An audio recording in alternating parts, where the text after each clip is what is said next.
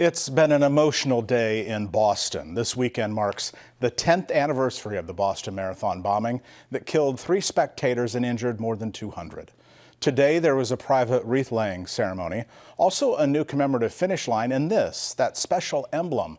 It unveiled today saying "One Boston Day." Tomorrow is the race. Tonight I caught up with one of the Omaha runners who's there.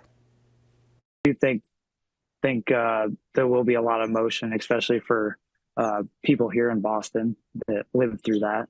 Tonight, Seth Merrick is resting up for the Boston Marathon Monday morning.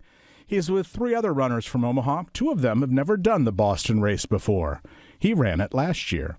Coming from Omaha and running the small races around there in Nebraska, you get to a place like this and you're running with 30,000 other people. You're just shoulder to shoulder for a while, which is pretty crazy. All you can hear is it's just dead quiet and a lot of footsteps right at the beginning.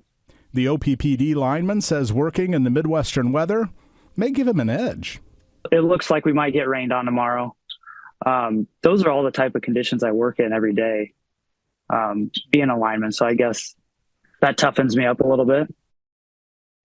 Seth says he trained a little bit differently this year and is looking to run the 26.2 miles in just under 2 hours, 50 minutes.